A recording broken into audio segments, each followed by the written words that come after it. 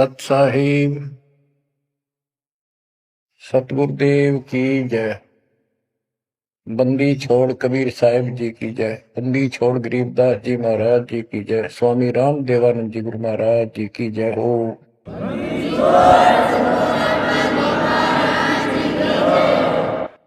सर्व संतों की जय, सर्व भक्तों की जय, धर्मी पुरुषों की जय। श्री काशी धाम की जय, श्री सुडानी धाम की जय, श्री करोथा धाम की जय, श्री बरवाड़ा धाम की जय। सत साहिब गरीब नमो नमो सत्य पुरुष को, नमस्कार गुरु की नहीं। सुर नर मुनि जन साधु, संतों सरस दीन। सतगुरु साहिब संत सर, दंडवतन प्रणाम। आगे पीछे मत हुए, किनको पूर्व। कबीर सतगुरु के उपदेश का सुनिया एक विचार। जय सतगुरु मिलते नहीं, जाते नरक द्वार।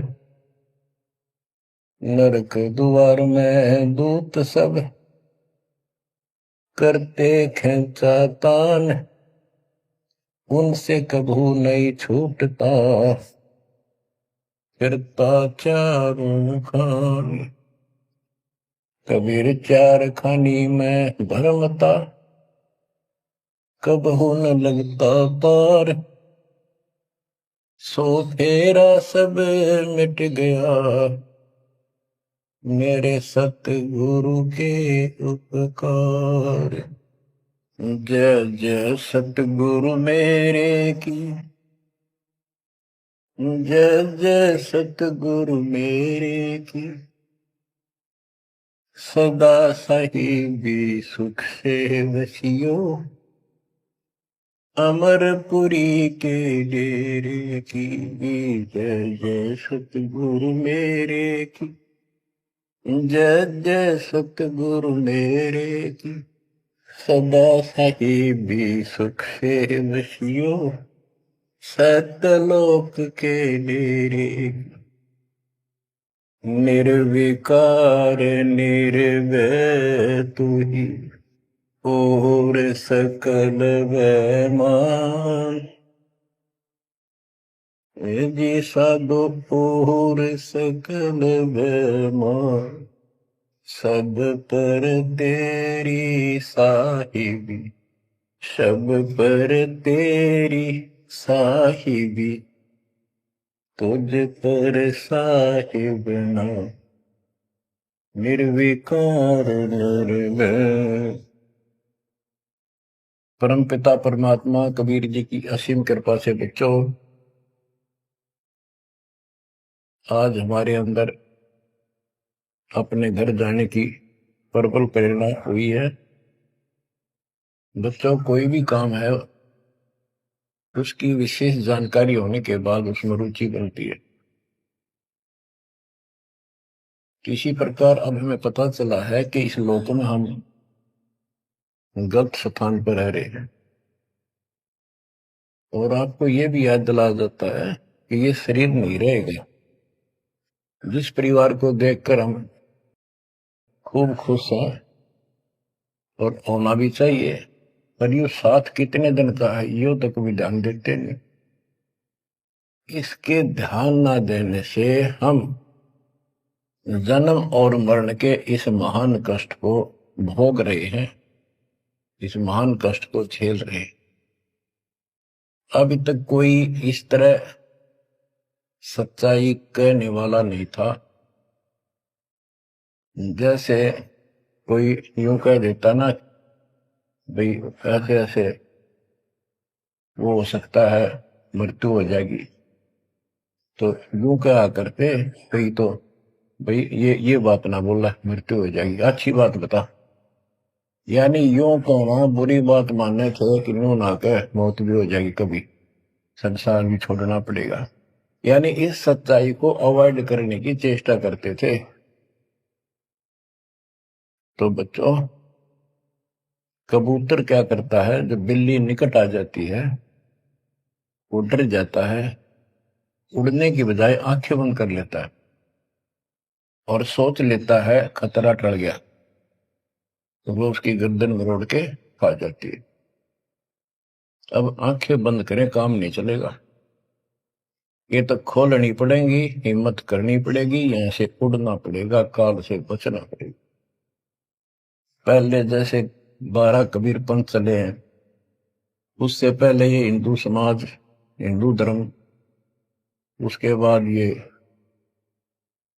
यहूदी धर्म, ईसाई धर्म, फिर मुसलमान धर्म, जैन धर्म, और ये 12 पंथ, इनमें ज्ञान तो बताया जाता था कि भक्ति कर लो, नहीं तो 84 लाख योनियों में जाना पड़ेगा, पशु पक्षी बनना पड़ेगा।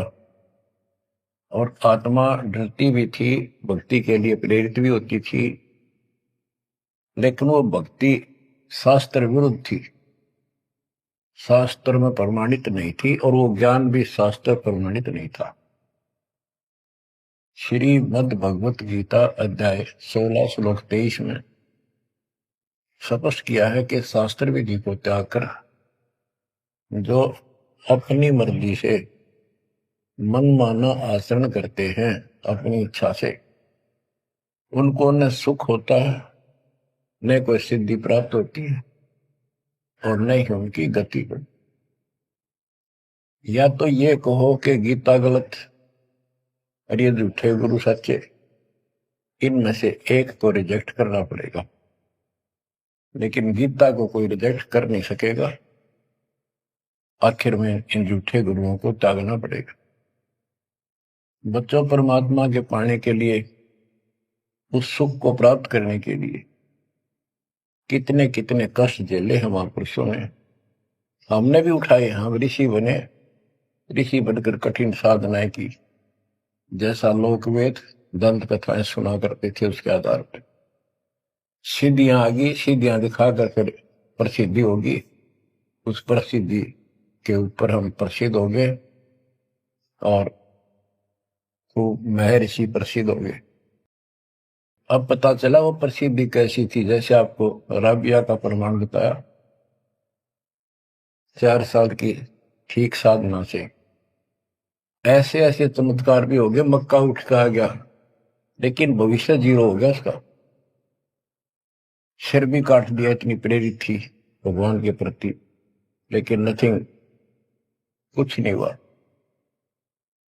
काम तो अब बनेगा जब बनवाया जा।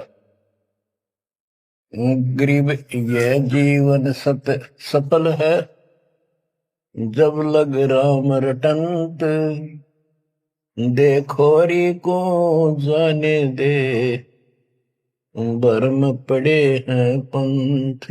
इस मनुष्य जीवन की सफलता उसी की है जो परमात्मा की भजन करते हैं, अन्यथा इसका कोई यूज नहीं। पशु पक्षी का भी ऐसा ही जीवन है, ऐसे ही कर्म वो करते हैं, खाना पीना, टट्टी जाना, बच्चे उत्पन्न करना, बच्चों के लिए फिर सारा दिन भटक कर उनका पोषण करना, फिर मर जाना, ये कोई जीवन है? इस ज्ञान से आपके अंदर जो गलत प्रेरणा भरी हुई है वो काल द्वारा भरी गई है, बहुत प्रबल है, वो सामान्य नहीं है। अब जैसे किसी को बुखार हो जाता है तो उसके बस की बात नहीं वो नॉर्मल हो जाए। तो बच्चों, आपके लगन लगानी पड़ेगी। जैसे बुखार हो जाता है, उसके बस की बात नहीं कि वो ठीक ठाक रहे, अपने ठीक क्रिया करे, तो उसके लिए औषधि की आवश्यकता पड़ती है, और जब नॉर्मल हो जाएगा फिर सारे काम ठीक करेगा। इसी प्रकार ये आपके बस की बात नहीं है जो आप जिस व्यवस्था में लग रहे हो, ये इस ज्ञान से, इस भक्ति से आपका यो अज्ञान हटेगा, ये जिससे प्रभावित हो बुखार हटेगा, फिर आपकी लगन अजब से बनेगी, अलग से बनेगी। अगर ये भाव नहीं बना तो क्या ये जीवन अच्छा है जो आप जी रहे हो? कोटि जन्म तन भर में दोगे कुछ नहीं हाथ लगा रे। कुकर कुत्ता, सुकर सुअर, खर गधा, कौवा बुगला, बता इन प्राणियों के शरीरों में असंख्यों बार कष्ट उठा लिया अपने को, असंख्यों बार, एक बार नहीं। तो क्या इस प्रोसीजर को जारी रखोगे? मेरी आत्मा तो मान नहीं रही कि आप इसको स्वीकार कर लोगे। और अब भी आपकी आंखें नहीं खुलेंगी और आपकी प्रेरणा नहीं बनेगी, तो फिर इंसान नहीं, पत्थर हो तुम, पत्थर। कोटि वर्ष करे संगत संतों की, पत्थर का जल में क्या लीजे। चंदन बन में रंग ला दे, एक बांस बिटन भी ना सींचे। पत्थर को जल में डाल दे, कितने गहरे जल में डाल दे, कितने दिन डाले रखे, उसका कोई असर जल का नहीं होता। नहीं, जल से तो नरम होता है पदार्थ। बाहर निकालते उसको घिसा दे दूसरे पत्थर से, जो का त्यों चिंगारी निकलेंगे। तो पत्थर जैसे प्राणियों को किसी चीज का असर नहीं होता। ये अमृतवाणी उन पुण्यात्माओं को झंझोड़ कर रख देंगी जिनकी आंखें काल में अज्ञान से बंद कर रखी। उस परम पिता के घर जाने के लिए, सुख को प्राप्त करने के लिए गरीबदास जी बताते हैं कि मंसूर मैसूर क्यों हो गया, शरीर पासी प्रवेश और जाके ऊपर एती नोबती। कैसा है वो देश? उस परमात्मा के सुख को, सतलोक को प्राप्ति के लिए, उसकी प्राप्ति के लिए टुकड़े टुकड़े शरीर करा दिया मंसूर अली जी ने, पीछे नहीं हटा। तो गरीबदास जी कहते वो सुख कितना होगा जिसके लिए शरीर भी खत्म कर दिया, कोई नो प्रॉब्लम। और ये शरीर तो आपका रहेगा नहीं, गारंटीड है। इसलिए बार बार याद दिलाता हूं कि हमारे ऊपर नशा जबरदस्त कर रखा काल ने। ये आपके बस की बात नहीं, ये एंटीबायोटिक आपको प्रेरित रखेंगे। आप भक्ति भी करोगे, बुराइयों से भी बचोगे, और अपने घर जाने की प्रबल इच्छा बनेगी। जहां आशा ता बासा हुई, मन कर वचन सुमरियो सोई। गिरिव नरसिंह रूप सतगुरु धरा, प्रहलाद भगत के काज। हिरणाकुश को ले गया, जो तितर को बाज। परमात्मा कबीर जी ने ही नरसिंह रूप धारण किया। ये सारा श्रेय अभी तक श्री विष्णु जी उर्फ श्री कृष्ण जी को दिया जा रहा था। जो भी है, परमात्मा चाहते हैं कि किसी तरह इनकी भक्ति में आस्था बनी रहे। ये किसी को मानकर भक्ति कर रहे, करते रहो, उससे मिलना कुछ नहीं, पर पिछले संस्कार से मालिक उनकी मदद स्वयं करते हैं। गिरिव नामा का देवल फेरा, मुई जवाई गाय। पीड़ा मेरी संत की, छान छवाई आए। कबीर साहब कहते हैं, 2 दिन मेरी शरण है, ताका हूं मैं दास। दास में नौकर, गुलाम, और गैल गैल ला गया करूं जब तक धरती आकाश। नामदेव महापुरुष पिछले संस्कारी थे। परमात्मा कबीर जी कहीं भी आश्रम बना के कुछ समय के लिए रह जाते हैं, एक गुरु की भूमिका करते हैं। अपने बच्चों को, वहां आसपास के क्षेत्र के बच्चों को ज्ञान सुनाते हैं। कोयल के बच्चे ज्ञान को सुनकर, आवाज को सुनकर उनकी तरफ खींचे आते हैं, सोबे वाले रह जाते हैं। तो उस समय रंका और बंका दोनों पति पत्नी थे। एक उनकी बेटी थी वंका। नामदेव भी उसी समय परमात्मा कबीर जी के शिष्य हुए थे जब वो वहां संत रूप में लीला कर रहे थे। हम ज्ञान सुन लेते हैं, सारी बात करते हैं, पर अपनी जो पूर्व प्रेरणा है, पिछले जन्म के संस्कारों से भी हम बाज नहीं आते। अब नामदेव जी जा रहे थे, एक मंदिर में आरती हुई थी, ब्राह्मण लोग आरती कर रहे थे, और उसके ऐसी धुन चढ़ी कि वो भी मंदिर में पहुंच गया। हाथ में जूते निकाल लिए अपने, जैसे ये बजाते हैं ताल, उस तरह बजाने लग गया। घंटी बजाते हैं और बजाता बजाता आरती में मगन होकर उनके ब्राह्मणों के बीच में पहुंच गया, यानी पत्थर की मूर्ति के सामने पहुंचना चाहा। पंडितों ने पकड़ कर उसको मंदिर के पीछे फेंक दिया। ये शूद्र छोटी जाति का समेत दूसरों में आ गया, हमारा धर्म भ्रष्ट कर दिया, हमारे भगवान को इसने रुष्ट कर दिया। तो परमात्मा वो तो फिर भी पड़ा पड़ा मन की आरती कर रहा था, लो लगी थी दाता में। परमात्मा उस मंदिर का मुंह नामदेव की तरफ कर दिया और पंडित पिछली साइड में खड़ी घंटी बजा रहे थे, आश्चर्यचकित हुए।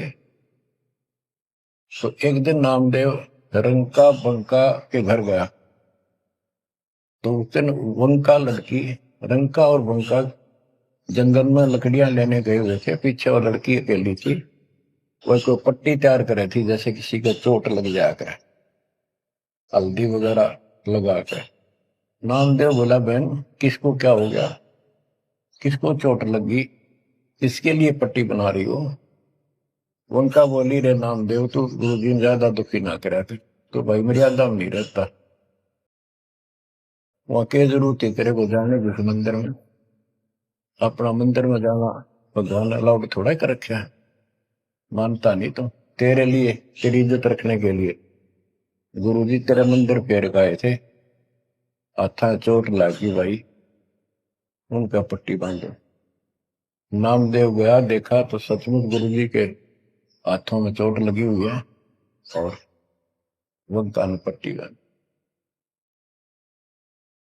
हम भक्ति भी करते हैं पर अपने संस्कार फिर भी कोई न कोई अड़ाए रखते हैं, ये परमात्मा को परेशान करते हैं आपकी।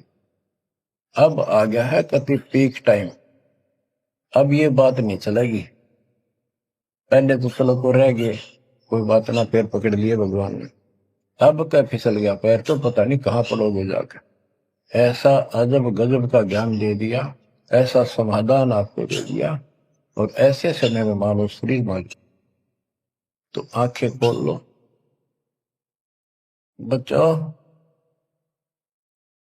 गरीब नामा का देवल फेरा, मुई जवाई गाय, पीड़ा मिट्टी संत की छान खवाई आए। अब एक जिसमें नामदेव जी ने मंदिर घुमा दिया, घुमाया तो मालिक ने था, लेकिन मालिक अपने नाम नहीं लेते, दादू से दरजीव के आप बगल हो जाए, करा करावे साइया मन में लहर उठा, दादू से दरजीव के आप बगल हो जाए। उनकी महिमा ज्यादा होगी, मुसलमान धर्म के लोगों को दिक्कत हुई, उन्होंने राजा को कहा कि ऐसे ऐसे काफिर है, वो दुनिया को गुमराह करता है कि मुर्दे जिंदे कर देता है, मंदिर घुमा दिया, ऐसे कर दिया। राजा ने पकड़ के बुलाया और कहा, ये गाय काट दी वहां पर, इसको जिंदा कर, जब जाने तो संत है, नहीं तो तेरे को आज तेरी गर्दन ही काट दूंगा। कबीर साहब कहते हैं, हम फिर वहां गए बच्चे, अपने बच्चे के लिए, और उस गाय को जीवित किया।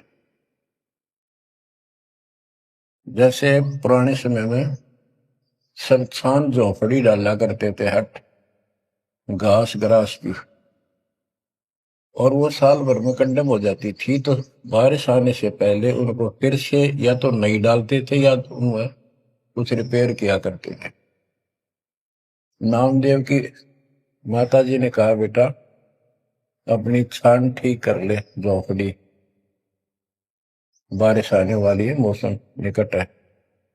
वो कहने लगा, ठीक है माता जी, जाता हूं मैं जंगल से सर काट के लाता हूं, वो सरकंडे से घास फूस। रास्ते में सत्संग हो रहा था, सत्संग सुनना, फिर वहां सेवा में लग गया, शाम होगी, वापस आ गया। उसकी माँ बोली बेटा ले निकल घास फूस। माँ ऐसे ऐसे सत्संग में चला गया, ध्यान नहीं रहा। अगले दिन फिर ऐसे ही।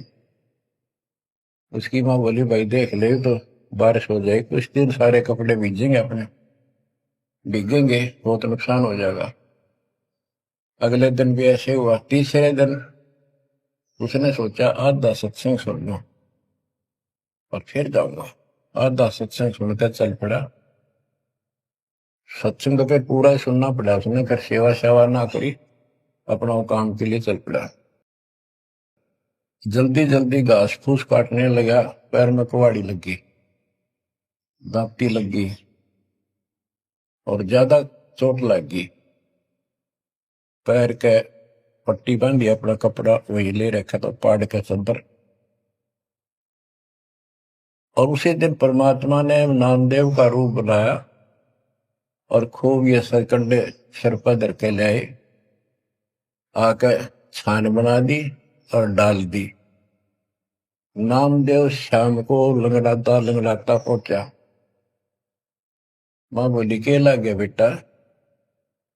मैंने बताया माँ ऐसे ऐसे आज भी ना लड़ पाया मैं तो। माँ उस झोपड़ी से आगे पहुंच गई, बेटे को तकलीफ सी देख के क्या लग गया बेटे का। माँ माफ करिए आज भी नहीं सामान जान पाया मैं तो, वो ऐसे ऐसे बन गई मेरे साथ। कोशिश करूँ था जल्दी जल्दी काटूं, माँ दुख पाओगी। मेरे तो पैर में कुहाड़ी लगी है, दांती लगी, चोट लगी और चला भी नहीं जाता। माँ ठीक होती बनाऊंगा झोपड़ी। उसकी माँ उसके मुंह की तरफ फेंक के बेटा क्या बोल रहा है तू? तो अभी तो आया था झोपड़ी खुद बना के गया, बेटा क्या कह रही है, चोट कब लगी तेरे? नामदेव निकट आया, देखा ताजी झोपड़ी बना रखी है गजब के सरकंडे लाके। ऐसे तो आसपास की तो थे भी कोनी ऐसा घास फूस। नामदेव खूब रोया बैठे। मां भगवान थे, परमात्मा थे वो तो। बच्चों दो दिन मेरी शरण है ताका हूं मैं दास, गेल गेल ना गया फिर जब तक धरती आकाश। ये किसी जन्म में भक्ति खूब करी थी जैसे इस युग में, और इस युग के पिछले हुए भक्ति गजब की रहती है, क्योंकि यह साधना शास्त्र में खुला। मोक्ष ना होता तब तक परमात्मा इनके साथ ठहरे। इनसे चमत्कार भी होते रहते, नाम भी हो जाता, पर काम तो ना बढ़ा, मोक्ष तो ना हुआ। तो ये जो ज्ञान आपको सुना जा रहा है, ये हर पहलू पर आपको सतर्क किया जा रहा है। तो या तो इस भक्ति छोड़ दो, रिया कति दर्द हो जाओ, कमर कस लो, अब के पीछा छुटवाना है। ये लल्लो पत्तो बहुत होली। केवल हम सुख मांगते हैं, धन मांगते हैं, बेटा ना तो बेटा मांगते हैं और धन संपत्ति मांगते हैं।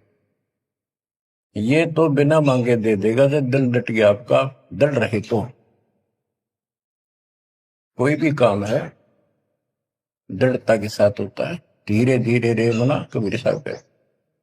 कबीर धीरे धीरे रे मना, धीरे सब कुछ हो, माली सींचे सौ गुड़ा, फिर तो है फलो। आज पौधा बोया है आम का, अगले दिन नहीं लगेंगे फल उसके, महीने 20 दिन में भी नहीं लगेंगे। वर्षों उसकी सेवा करनी पड़ेगी।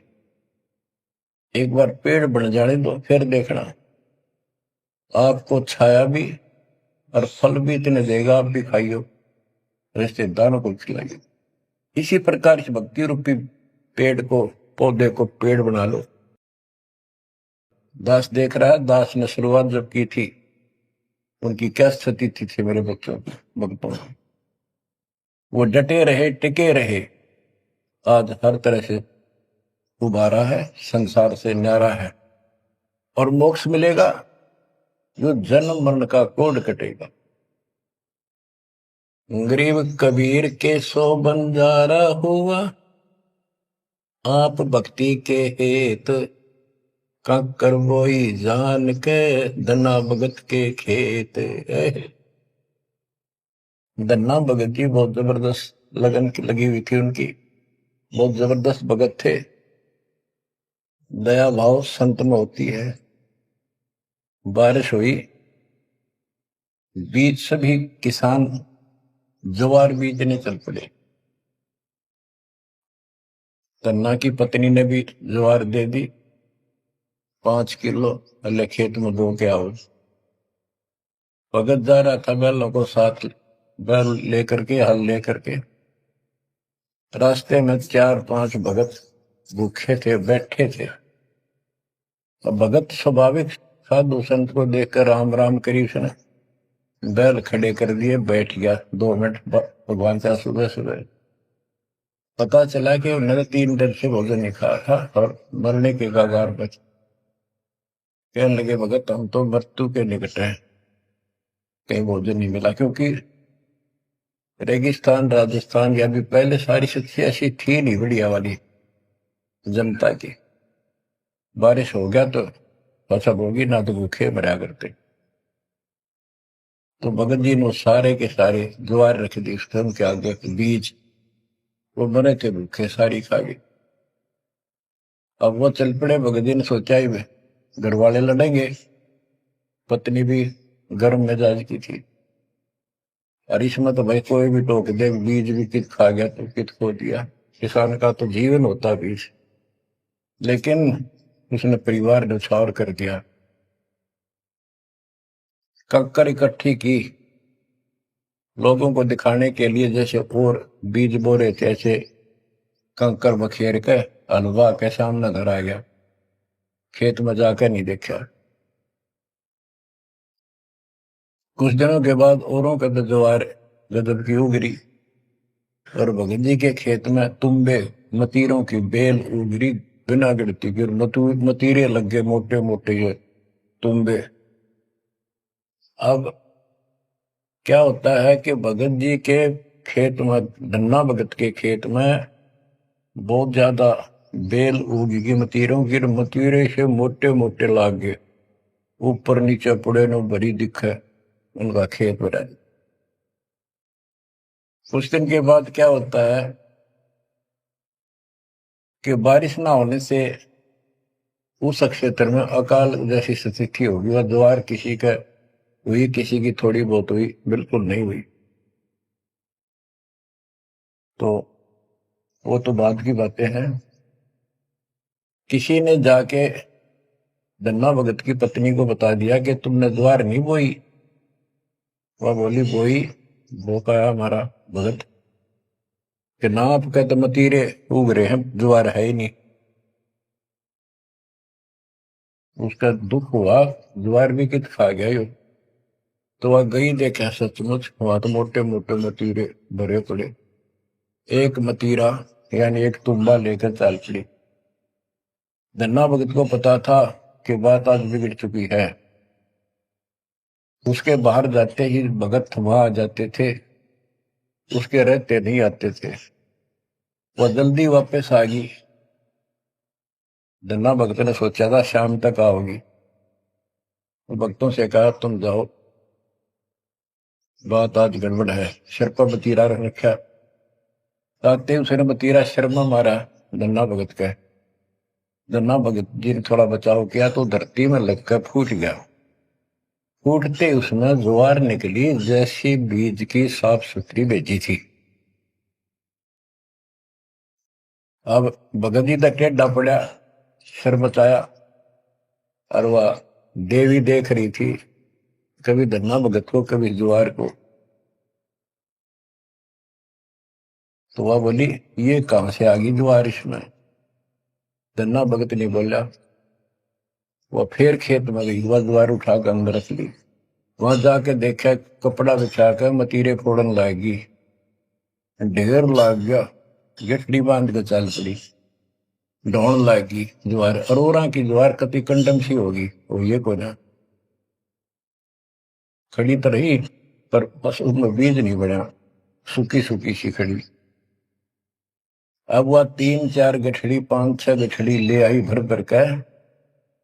भगत बोला जितनी आपने अपनी होनी चाहिए थी ना तेरे खेत में, उतनी रखना, ज्यादा ना लेना भगतमती ने। बोली तू तो ऐसे करा कर, भगवान ने दी है सारी लाऊंगी। वह गठड़ी भर कर चाली। जब उसका कोटा पूरा हो लिया, वहां तक तब बोझ मरती आई, बाहर खूब लग गया, उतारी तो सारा फूस बना पाया, एक फेर लाई वो भी नहीं हो गया, हार के बैठ गई। फिर धन्ना भगत के खेत में ज्वार निकला, तुम्बों से ज्वार ज्वार निकला, गांव इकट्ठा हो गया। भगत बोला भाई अपनी बांट लो थोड़ी थोड़ी, तुम सारे भूखे मन तो बच जाएगा गाँव। तो सब ने अपने हिसाब का थोड़ा थोड़ा ले लिया, और फिर भी उभरती रहेगी। बच्चों, ये बातें कोई बनावटी नहीं है। जिनने भगवान के ऊपर समर्पण किया, जो भगवान पर समर्पित हुए, भगवान ने कभी उनका मारा नहीं। चारों युगों को देख लो, हमने किसका रखा मारा। तो बच्चों, ये महापुरुषों की जो कथाएं हैं आज अपने काम आऊंगी। आप एक बार लग कर देखो इस मार्ग, कोई जगह नहीं रहेगी आपको अगर मगर कर्ण की स्मरण को कति परमात्मा हर तरह से संतुष्ट कर देगा। दास अपनी एक कथा बताओगा। हम सुनते थे कि द्रौपदी का चीर बढ़ा दिया भगवान ने, पर ये नहीं पता था क्यों बढ़ाया था। वो तो अब इस तत्व ज्ञान से निखार हुआ कि कबीर परमात्मा ने एक लीला करके उसका लीर ग्रहण किया कपड़ा, और उसके कारण बढ़ा था। तो इससे कोई किसी को कहते वो मानता नहीं था, ये कोई बात है, कैसे हो सकता है, ऐसे नहीं हो सकता, वैसे नहीं हो। हम भी मानते थे कि चल ना होगा, पर भगवान तो है और बहुत काम कर रखे हैं। मन मानता था भगवान कुछ भी कर सकता है, क्योंकि आस्था जब भी बनती है जब ये भावना बढ़ जाएगी परमात्मा जो चाहे सो कर सके। उसके सामने इम्पॉसिबल वर्ड नहीं है उसकी डिक्शनरी। आपको बताता हूँ, नाम ले लिया, 2-3 साल हुए थे बस। 1988 में नाम लिया, 1990 या 89 की बात है, 88 या 89 की। तो एक मकान बनाया, ऊपर मकान बना रखा है, उसके ऊपर एक गैलरी ही पूजा स्थल बनाया, 5.5 बाई 15 फुट का। उसमें एक गली में झांकी थी, खिड़की और विंडो, और एक अंदर आंगन की तरफ क्रॉस वेंटिलेशन बढ़िया था। तो जल्दी के कारण मैं बने बनाए वो लिया जंगड़े, पूजा स्थल 2 मांझ का उनको पेंट करके लगा दिया। उनमें शीशे भी लगे हुए थे। एक शीशा टूटा हुआ था, एक शर्फ खिड़की का, वो डबल होते, मैं ये चढ़वा देंगे बाद में, जल्दी काम हो जाएगा। वहां मैंने ये भक्ति बोध छपुआ कर रखी कि गुरुजी आएंगे उनको सौंप दूंगा, वो आगे भक्तों को देते रहेंगे जब कोई दीक्षा लेगा। ऐसे सेवादास करने लगा। क्या हुआ कि उस जो शीशा टूटा हुआ था उसमें के चूहे बढ़कर उनको काटने लगे। और उस समय क्या था, जब वो जंगले लगाए तो जाली ले आया था, ये लोहे की जाली जो मच्छरों से बचाने के लिए खिड़कियों पर लगाई जाती है बाहर की साइड, और वो गलती से वो गलत काट के दे दी। मैं वो साइज लिख के उस लोहे की दुकान पर दिया, भाई ये काट के तैयार कर दे, इनका गल बना दे। मैं और सामान लेकर वापस आया, उसने बांध के लपेट कर रख रखी थी, मैं उठाकर चला पैसे देकर। आके मैंने कहा ले भाई लगाओ। तो ये बड़ा लड़का, अरे वहां किराएदार रहता था, वो बोले हम लगा देंगे। कील क्या सारी ला रखी थी, उन्हें सीढ़ी लगाई। मैं तो चला गया उनको कह के, शाम में आया तो कोई नहीं लगा रखी।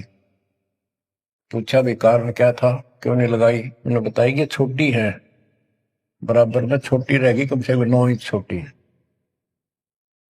वो लिखा था मैंने 3 फुट 9 इंच, उसने 3 फुट काट दी, या नौकर ने देख के काट, या गलती लगी जैसे भी। फिर मैंने सोचा भी छोड़ो भाई, अब किसके साथ मत्था मारे जाकर, वो कहेंगे तेरी गलती है, आपने यही साइज बताया था। मैं इस चक्कर में नहीं पड़ा करता। मैंने वो उठा के स्टोर में डलवा दी। एक सीजन बारिश का ऊपर का उतर गया, फिर वो नित्य नेम छपवाई पुस्तक, फिर उसमें चूहे बढ़ने लगे। कपड़ा बांधा, कपड़ा काट दिया। ये मन में था कि वो जाली तक पूरी है नहीं। फिर दिमाग में आई, भाई ऐसे करो, इस एक खिड़की में दिक्कत है, इस जाली को ऊपर नीचे करके दोनों को एक में सेट कर दो। तो वही दोनों किराएदार, ये बड़ा लड़का, ये छोटा ही था, 12-13, 14-15 साल का। तो मैं उनको कह के अपनी ड्यूटी पे चला गया। इनकी माता जी ने, नारों ने, वो वहां से निकाल के जाली स्टोर से नीचे डाल दी, भाई लगा दियो। इन शाम सी न लाई किता। मैंने आके पूछा, एक जाली ला रखी, वह पूरी एक नीचे पड़ी। मैं ड्यूटी से आया शाम को 5 बजे। मेरी दुआई बात खटक रही थी, इन लगा दी होगी बच्चा ठीक से ना, मैं आप लगाऊंगा साथ लगकर। मैंने देखा एक जाली नीचे पड़ी, एक ऊपर लगा रखी, उसी पे जो शीशा टूटा हुआ था, गिलास।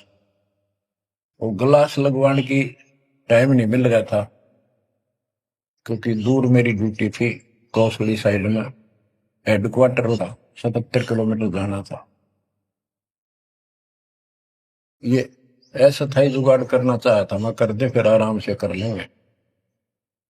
तो मैंने अनारों से पूछा कि ये जाली लगा दी उन्होंने। अब ईब ला के गए, सुबेरे की कह रही थी भाई ला दे, पर ध्यान नहीं दे रहा था यो, लापरवाह। ईब ने देखा गाने वाला पापा, फटाफट बुला कर नींद को लगवा दी। मैं बोला, जाली ये और ले आए क्या? ये बोला नहीं, और तो नहीं है, ये तो वही है जो ऊपर डाल रखी थी स्टोर में। मैंने ये सुबह आपके दादी इनको कह दी कि भाई ये रखी, लाओ, जब ला दी। मुझे विश्वास नहीं हो रहा, तू सच्ची बता, ये बदलवा तो नहीं डाय इसको? और बोली बदलवाओ की थी तो लाई मुश्किल तो है, बदलवान का कित सही हो। मैं हैरान, मेरा विश्वास नहीं हो रहा। एक पूरी हो ही नहीं सकती, पूरी होकर के भी 6-7 इंच उलट टिकरी बराबर में मुड़ के, 9 इंच वो बड़ी और 6 इंच और एक्स्ट्रा उसी साइड में। दूसरी देखी, दूसरी भी गए। फिर इसने लैब में ढूंढ गए, बड़े लोग खेल खेल रहा था कितना। मैं बोला तू ये बता, ये जाली बदलवा के लाया है कि वही है? वही है, मेरी मां ने उतार के यहाँ डाल रखी थी, हमने ला दी। मैं मेरी कसम खा, कबीर साहब की, कबीर साहब की कसम खा। बच्चों, वो दिन है आज, इतना गजब का विश्वास कर दिया जाता। बात कुछ नहीं थी, बात और भी लाई जा सके थी, लेकिन वो दिखा दिया, कपड़ा छोड़ हम लो बढ़ा जा। इस मालिक कबीर साहब ने लोहे की जाली बढ़ा दी, वो आज भी विद्यमान है।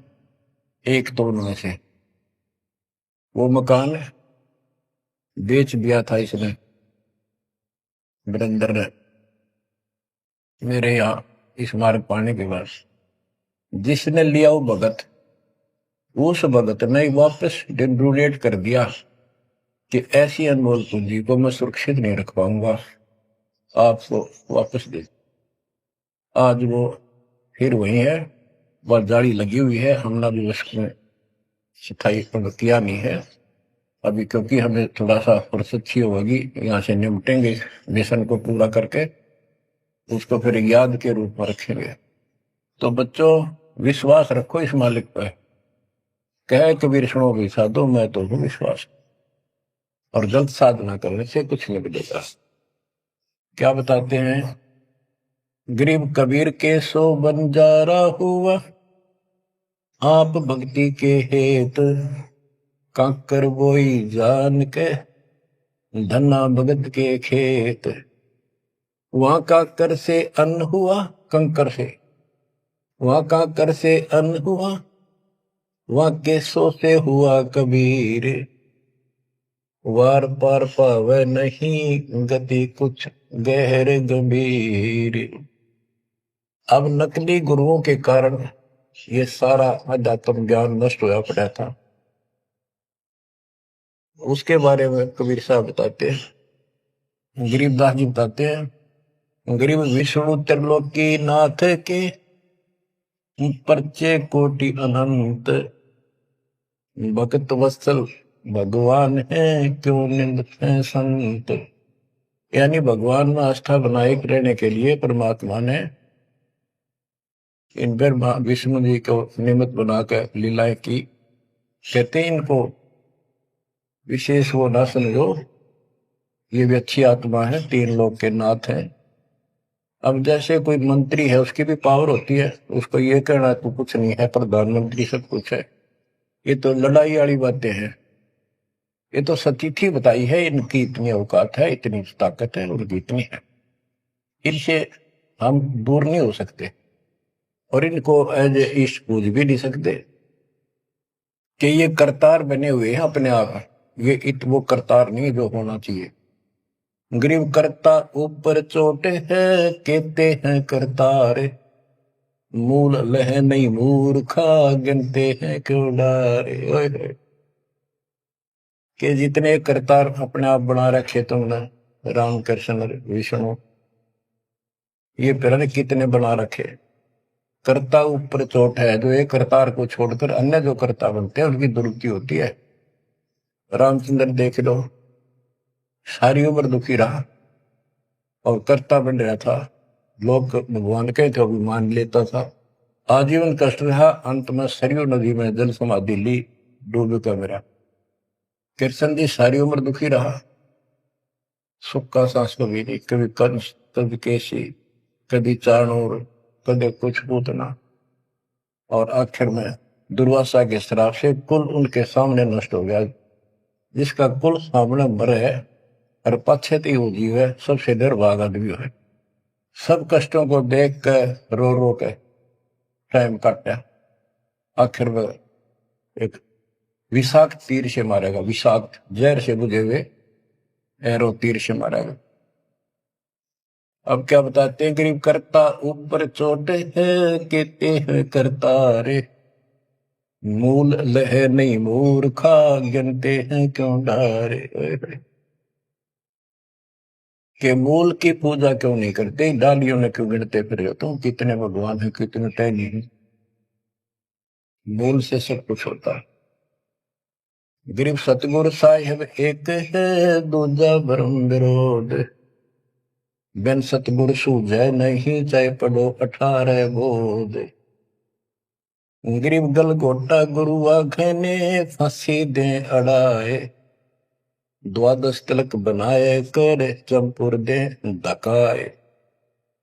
कि ये इंसान का नाश करने, मनुष्य जीवन को बर्बाद करने वाले, ये बाह्य दिखावा करके द्वादश तिलक 12 तिलक बना लेंगे, कंठी माला पहन लेंगे, लाल कपड़े, बड़ी बड़ी दाढ़ी मूछ उठा लेंगे, या घुटन घोट हो जाएंगे, मूड में डालेंगे।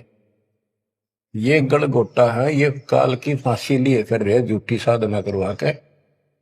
कहते द्वादश तिलक बनाए कर लोग इन पर कुर्बान हो जा, साधु है, और जमपुर दे धक्का, यानी उस नरक में धक्के ते ठोक दे, या साधना गलत पे जाएगा फिर वहां।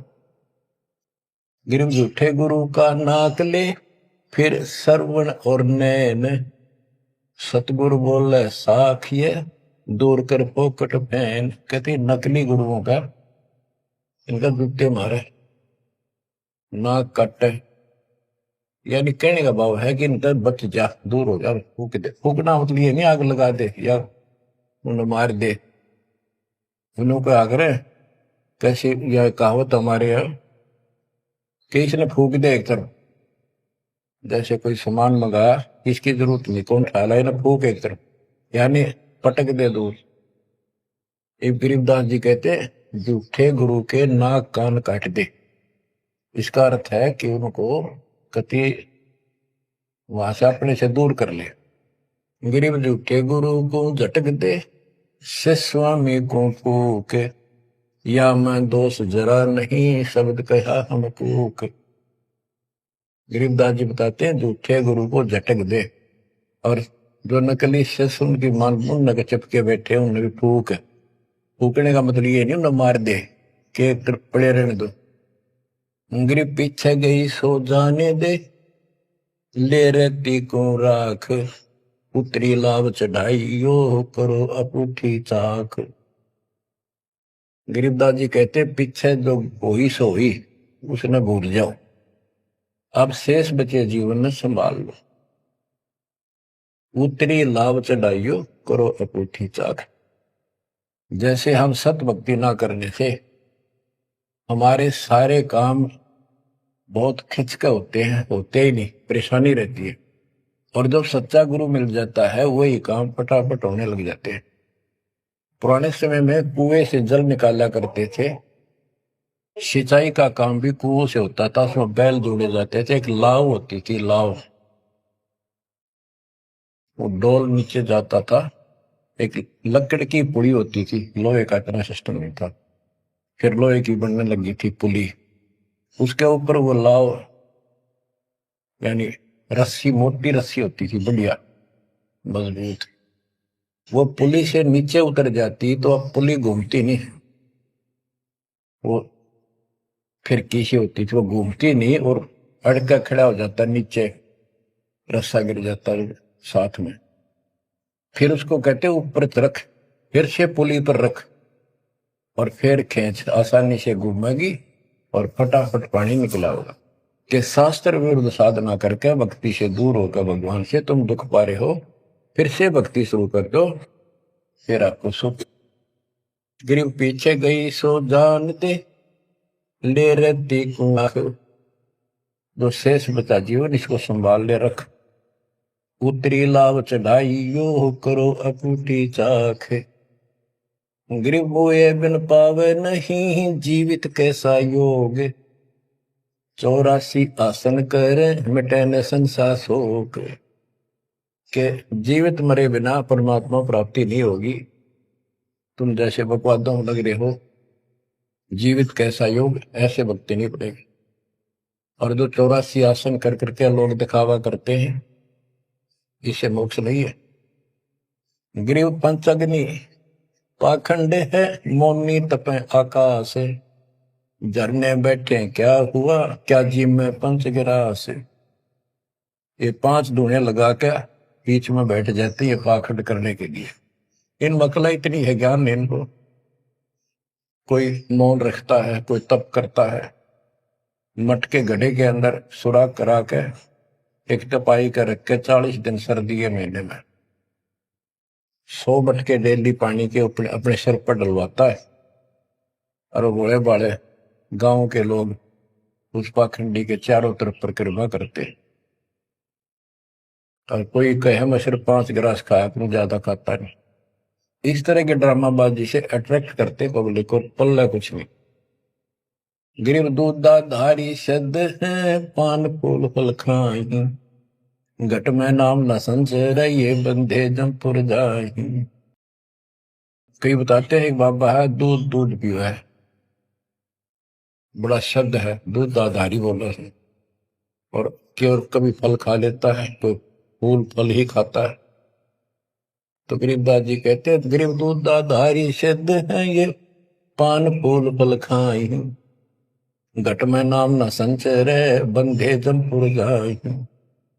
सच्ची भक्ति है नहीं, सीधे नरक में जाएंगे।